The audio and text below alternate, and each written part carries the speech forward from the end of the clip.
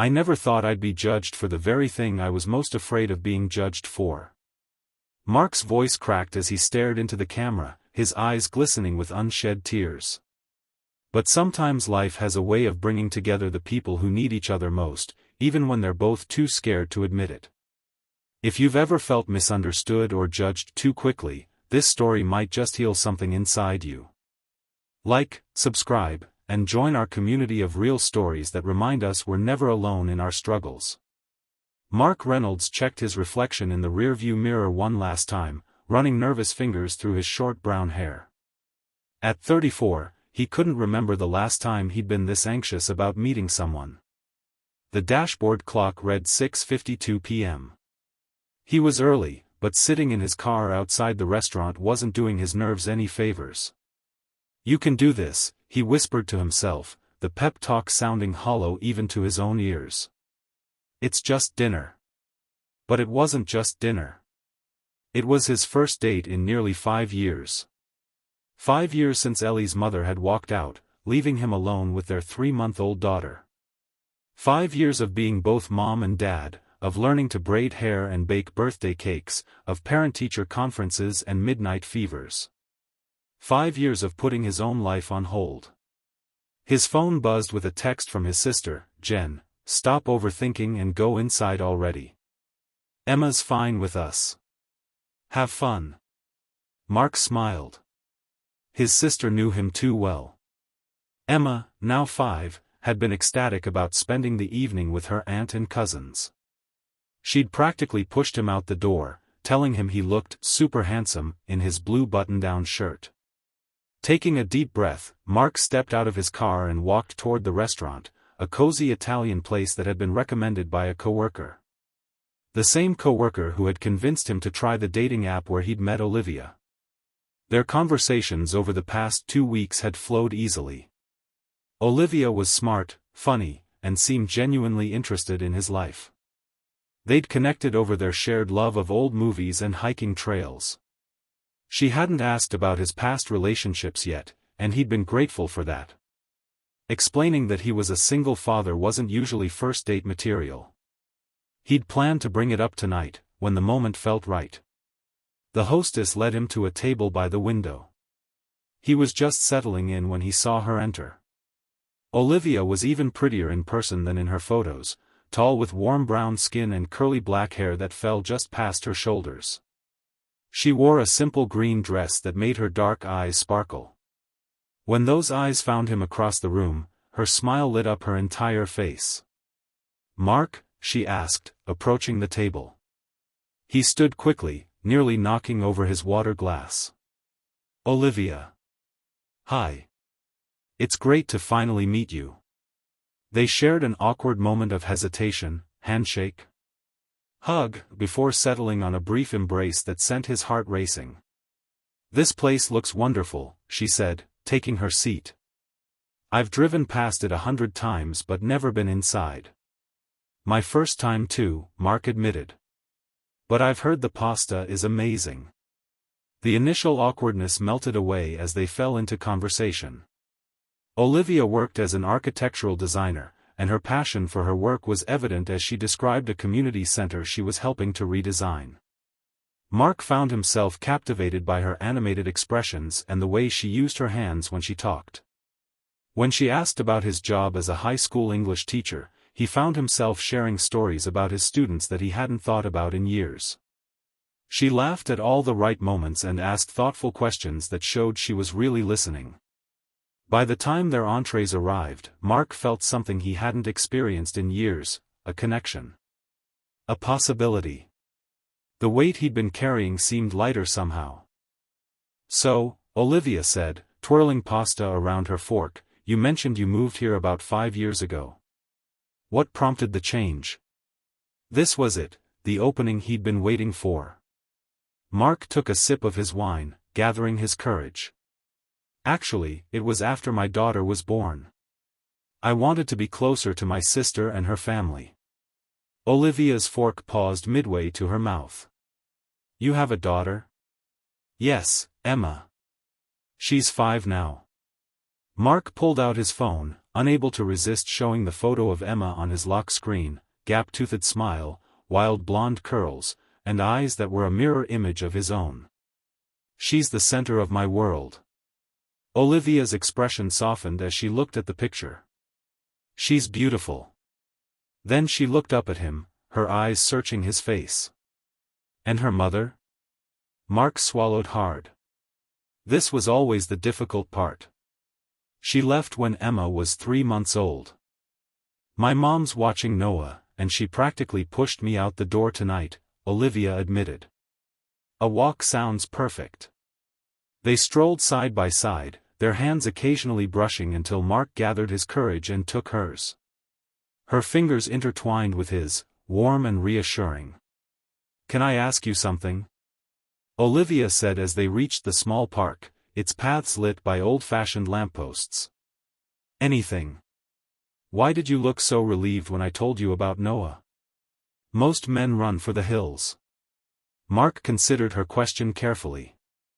I guess because it meant you might understand my life in a way most people can't. Being a single parent, it's like being part of a club nobody wants to join, but once you're in it, you speak a language only other members understand. Olivia squeezed his hand. That's exactly it. The constant juggling, the guilt when you have to work late, the way your heart breaks and swells 100 times a day. And the absolute terror of dating again, Mark added with a small smile. God, yes. Olivia laughed.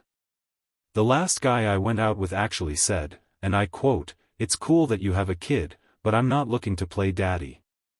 Mark winced. That's rough. I had someone tell me she wasn't interested in damaged goods once she found out about Emma. People can be cruel, Olivia said softly. Or just clueless. They found a bench overlooking a small pond, its surface reflecting the moonlight. Sitting close together, their conversation turned to their children's futures, their hopes and fears. I worry that Emma will resent not having her mother around, Mark confessed. That she'll somehow think it was her fault, or mine. I understand, Olivia nodded. Noah started asking about his dad when he was about 4. It breaks my heart that I can't give him what other kids have. But you give him everything else, Mark said. Love, security, a home. That counts for so much more than a traditional family structure. You really believe that? I have to, Mark said. Otherwise, I'd drown in guilt for not being able to give Emma a normal family. Olivia turned to face him, her expression serious. Our kids are loved. They're safe. They have parents who would move mountains for them. That's more than many children with 2 parents at home can say. Mark felt something shift inside him, a burden he'd carried for years suddenly lighter. You know, that's the first time someone has made me feel like maybe I'm not failing her after all. You're not, Olivia said firmly. And neither am I. We're doing the best we can with the hand we were dealt. Without thinking, Mark leaned forward and kissed her. It was gentle and brief, but when he pulled back, the look in Olivia's eyes made his heart skip. I'm sorry, he said quickly. I should have asked. She silenced him with another kiss, this one longer and more certain. When they finally parted, they were both smiling. I haven't felt this way in a very long time, Mark admitted. Me neither, Olivia said. It's terrifying. Completely terrifying, he agreed. But maybe worth it? The walk back to their cars was filled with plans, tentative at first, then more confident. A playdate for the kids at the park next weekend. Dinner at Olivia's place the following Friday, with Noah and Emma. What if they don't get along? Mark wondered aloud as they reached Olivia's car. Then we'll figure it out, she said simply. That's what parents do, right? We figure things out as we go. Standing under the streetlight, Mark felt a sense of possibility he'd almost forgotten existed. I'm really glad you didn't let me leave when you told me about Noah. Olivia smiled, reaching up to touch his cheek. I'm really glad you didn't want to. 6 months later, Mark stood in his kitchen, watching through the window as Emma and Noah raced around the backyard, engaged in an elaborate game of their own invention. Olivia moved beside him, wrapping her arms around his waist and resting her head against his shoulder. "They're inseparable now," she observed. "Remember how worried we were about that first playdate?" Mark laughed, thinking back to how nervous they'd both been. Emma had been shy for all of 5 minutes before Noah showed her his collection of dinosaur figures, and that had been that. Now, they were thick as thieves, with Emma declaring Noah her best friend who's also kind of like a brother. "We should have known they'd be fine," Mark said, turning to face Olivia. "Kids are resilient. More resilient than we give them credit for. More resilient than their parents, sometimes," Olivia agreed with a smile. The past 6 months hadn't been without challenges. They'd navigated jealousy, Noah's initial resentment of Mark's attention to Olivia, logistics, coordinating schedules between 2 single parents was no small feat, and the inevitable questions from well-meaning but nosy acquaintances. But they'd faced each hurdle together, with honesty and patience. They'd created new traditions: Sunday morning pancakes, Friday movie nights, hiking adventures on long weekends. They'd built something neither of them had dared to hope for, a family. "Move in with us," Mark said suddenly, the words tumbling out before he could second-guess himself. Olivia's eyes widened. "What? You and Noah? Move in with us?" Mark took her hands in his. "I know it's fast, and there's a million details to figure out, but I love you. I love Noah. Emma adores you both. And this house has plenty of room. Mark." Olivia's voice was barely above a whisper. "We don't have to decide right now," he backtracked, suddenly nervous. "I just wanted you to know that's where my head is. Where my heart is." Olivia was quiet for a long moment, her eyes searching his face. Then she smiled, a slow, radiant smile that made his breath catch. "Yes," she said simply. "Yes? Yes." She laughed, throwing her arms around his neck. "Yes, we'll move in with you. Yes to building this crazy, beautiful family together." Mark held her close, his heart full to bursting. Through the window, he could hear Emma and Noah laughing, their voices blending together in the afternoon sunshine. 5 years ago, he couldn't have imagined this moment. Couldn't have pictured himself opening his heart again, much less finding someone who understood his life so completely.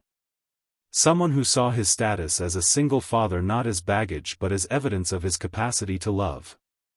"Should we tell them?" Olivia asked, nodding toward the children.